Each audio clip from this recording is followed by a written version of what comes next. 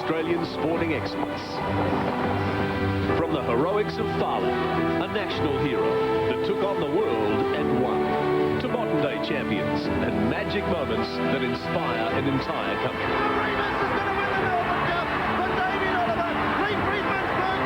For some, it's more than just 2 miles. It's the end of a lifelong journey in the pursuit of horse racing's holy grail. Champagne and Jezebel's fighting back on the rails and won the cup.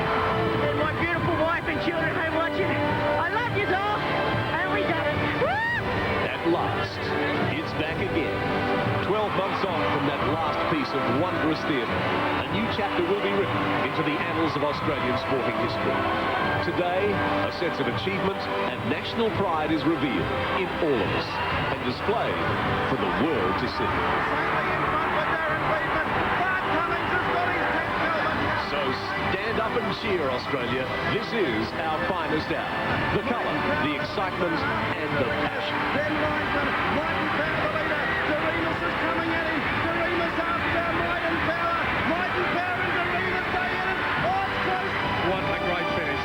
One of the great finishes in Melbourne Cup history. From pillar to post, this is what horse racing is all about. Welcome to the spirit of Australia for the 1999 Foster's Melbourne Cup. Live and exclusive to Network 10.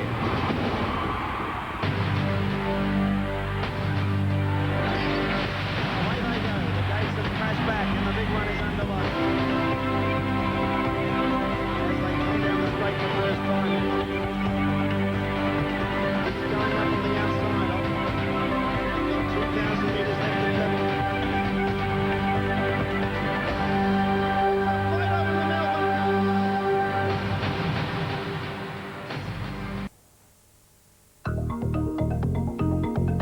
Cup. No, it's developed, it's getting world prominence now, and it's recognised as what I've always said is the greatest 2-mile horse race in the world. Well, I didn't realise how big it was. When I was at school, like New South Wales, used to stop and you'd always have the radios and even the classrooms. They'd put it through the big loudspeakers in the classrooms and you'd always listen to it. But actually being there and realising, and I think the first one we won, well, the boys won, I didn't realise how big it was until the next day. Well, it's big, all right.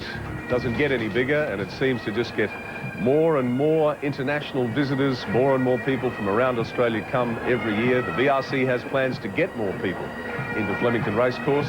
That stand, in fact, you can see above the Pipers there, will hold about another 10,000. So more in the inside of the track as well. And we're well and truly into the preamble now, leading up to the great race. Melbourne Cup is just coming up to about half an hour away. Now, there's the stewards' room, and this is a very important part of Melbourne Cup Day. This is the jockeys' briefing, when they're pretty much told what is expected of them, and, of course, what is not expected of them. They come in, and it's usually a fairly quiet, fairly sombre occasion, because they're told in fairly no uncertain terms that this is an international race, and it is, as we keep telling you, watched by upwards of 700 million people, we think, certainly somewhere between 5 and 7. And it's a very important race, and new viewers, of course, throughout North America this year. So their briefing about to take place. Okay, let's go down to the stewards' room now and listen in on the briefing. Oh, okay. We haven't got any audio happening from down there.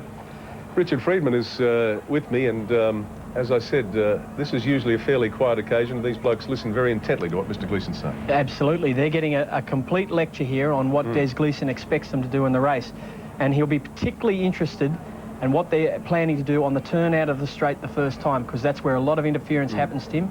That's when the jockeys are really struggling to get in positions. Anyone on a horse they think's got a good chance will not want to travel three wide for the whole race. So they'll be trying to get across one off the fence, and that's where they get all the pressure from. And very quickly, we have seen them, but what you don't want is a protest in the Melbourne Cup. Well, no, it holds everything up. Holds all the betting up. You can't have a bet on the next race. It's no good. You can go and have a drink, though. And you can't bet on protests anymore because they're all at public hearings, so the last thing we want is a protest. All right, I'll tell you what we do want. And this lady, I have to say, has sort of reinvented herself in recent times. She's singing a different style of music, and I'm very much looking forward to hearing her sing Waltzing Matilda this year, is, of course, the lady who really is synonymous with singing these sort of songs, Julie Anthem.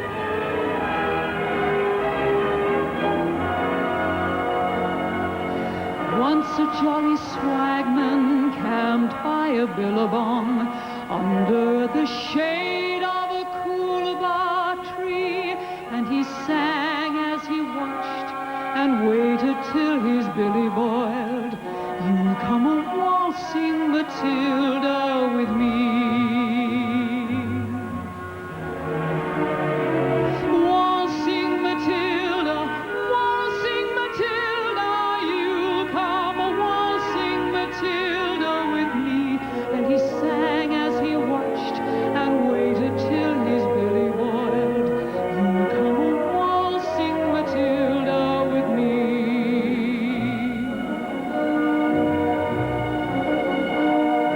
Down came a jumbuck to drink at the billabong. Up jumped the swagman and grabbed him with glee, and he sang as he shoved that jumbuck in his tucker bag. You come a-waltzing, Matilda, with me. Waltzing, Matilda, waltzing, Matilda, you'll come a-waltzing, Matilda, with me. And he sang as he shoved that jumbuck in his tucker bag. You'll come a-waltzing, Matilda, with me.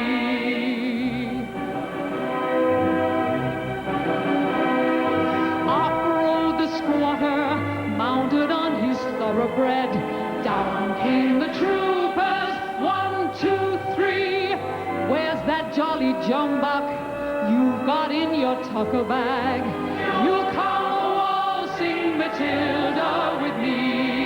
Up jumped the swagman and sprang into the billabong. You'll never catch me alive, said he, and his ghost may be heard as you pass by that billabong. You come a-waltzing, Matilda, with me.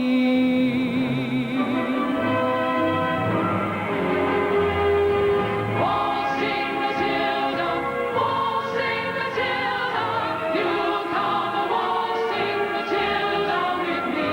And his ghost may be heard as you pass by that billabong. You'll come a-waltzing, Matilda, with me. Waltzing, Matilda, waltzing, Matilda, you'll come a-waltzing, Matilda, with me. And his ghost may be heard as you pass by that billabong. You'll come a-waltzing, Matilda, with me.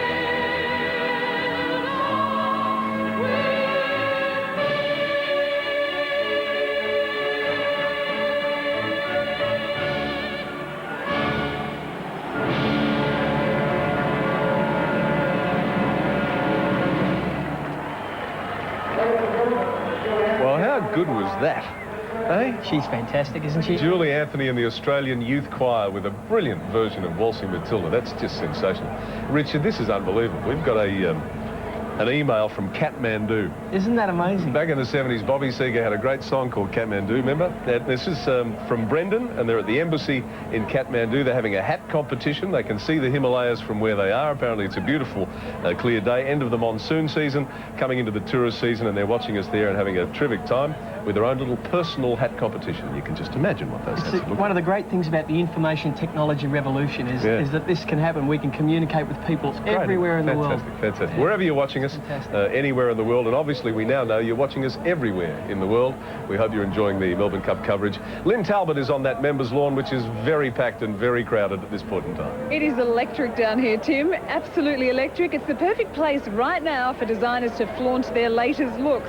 And we also like to introduce you to some young and up-and-coming designers as well as some of the established ones. And speaking of up-and-coming, Immune is a label that's really going places. We saw it earlier today swimming through the Melbourne Aquatic Centre, some of your creations. Now, Liz Purtle and Kathy Hope, well done. How's your label going? It's going quite well. We're still very new and we're still having very much fun with it. Yeah. That's great. Layering, I guess, and textures and fabrics is what it's all about. Would you put it down to that? Yes, it all seems to start with the fabric and then we sort of tend to work our way through it from there. It is going well. It is beautiful. It's stunning. And I think we're going to have a lot more of this ethnic kind of feel and influence coming through towards next year and into spring, summer, winter next year. Thank you very much for chatting to us today. Congratulations with your label. It's going well. And a tip for the cup at all? Number 8. Anything with number 8 in it, I guess. Oh, is that a lucky number? What about you? And I'm going for Bohemian, purely for the name. Bohemian. Well, that is part of the look here. Thank you very much. It's very exciting. You can feel the little shivers down everyone's spine here, waiting for the big race. Yeah, thank you very much, Lynne. And here's another couple before we go to the jockeys' presentation of emails. I hope we're not harping on them, but it just emphasises the point. Scott has called us from Moreton Base in Antarctica.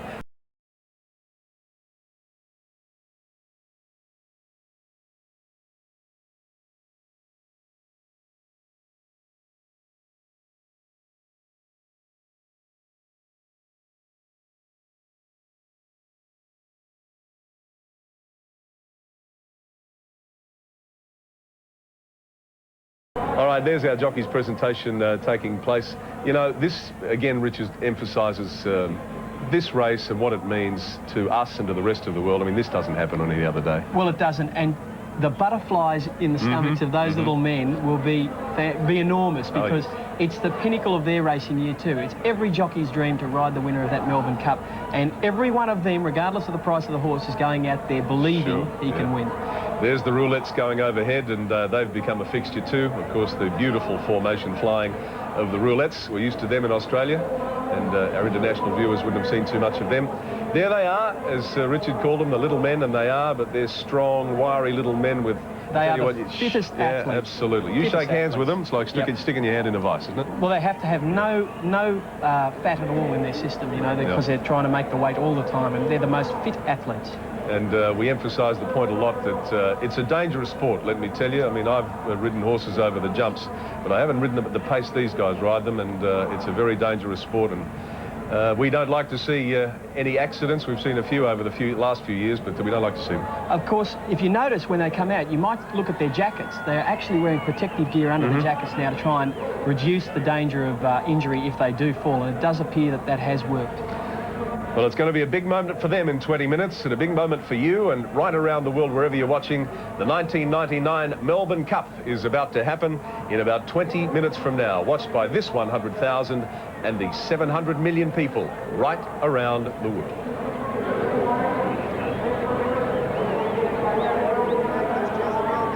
Persian Punch, Faithful Son wider than Torfin's Melody. Champagne runs into it. Aerosmith look beaten, then Darazari. Jezebel the leader. Here's the other mare, Champagne. Champagne looming up to Jezebel. Then Torfin's Melody, Perpetual Check battling on Faithful Son. It's the mares, Champagne, Jezebel. Clear from Yorkshire, Torfin's Melody. Champagne in front of Jezebel. Persian Punch and Torfin's Melody. Champagne and Jezebel. Jezebel's fighting back on the rails and won the cup. Jezebel fought back.